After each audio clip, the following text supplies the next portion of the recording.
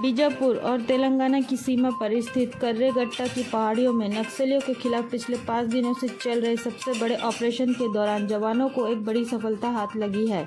भीषण गर्मी और 45 डिग्री तापमान के बीच 5 दिनों की कड़ी मशक्कत के बाद आखिर जवान नक्सलियों के एक ठिकाने तक पहुंचने में कामयाब हुए। पर ऐसा लग रहा है कि जवानों के वहां पहुंचने से पहले ही नक्सलियों ने अपना ठिकाना बदल दिया था, क्योंकि यहां नक्सलियों की मौजूदगी के निशान तो मिले हैं। बताया जा रहा है कि इस गुफा में आराम से 1000 से अधिक लोग कई दिनों तक पनाह ले सकते हैं। गुफा के अंदर पानी से लेकर आराम करने लायक भी सुविधा मौजूद है। गुफा के अंदर ही एक बहुत बड़ा मैदान भी मौजूद है। ऑपरेशन के दौरान जवानों द्वारा बरामद नक्सलियों की इस गुफा की तस्वीरें और वीडियो सोशल मीडिया में वायरल हुआ है।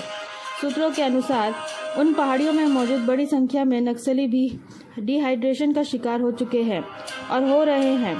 दूसरी तरफ यह भी बताया जा रहा है कि 4 दिनों से चल रही इस ऑपरेशन के चलते नक्सली अब खाने और दाने दाने को तरसने लगे हैं। सूत्रों की माने तो भले ही नक्सलियों ने अपने आप को सुरक्षित रखने के लिए करीब 4 महीनों का राशन लेकर कर्रेगट्टा की पहाड़ियों में डेरा डाला था, पर इस अभियान के कारण अब वो राशन भी उनके किसी काम का नहीं रहा। नक्सलियों के सामने अब मरो या आत्मसमर्पण करो की स्थिति बनी हुई है। पहाड़ियों से नीचे उतरते हैं तो जवानों की गोलियों का शिकार हो जाएंगे, और अगर जवानों से डरकर लंबे समय तक पहाड़ियों पर ही छिपे रहते हैं तो कहीं न कहीं डिहाइड्रेशन का शिकार होकर मारे जाने का डर भी निश्चित ही नक्सलियों को सता रहा होगा। दूसरी ओर सरकार और जवान भी इस ऑपरेशन पर तब तक डटे रहने पर अड़े हैं जब तक वो उन पूरी पहाड़ियों पर कब्जा नहीं कर लेते जिन पहाड़ियों में इस समय नक्सली छिपे हुए हैं। ऐसा बताया जा रहा है कि देश के मोस्ट वांटेड और करोड़ों के इनामी नक्सली कर्रेगट्टा की पहाड़ियों पर शरण लिए हुए हैं, जिसकी सूचना के आधार पर ही इस इलाके में देश का सबसे बड़ा ऑपरेशन लॉन्च किया गया है।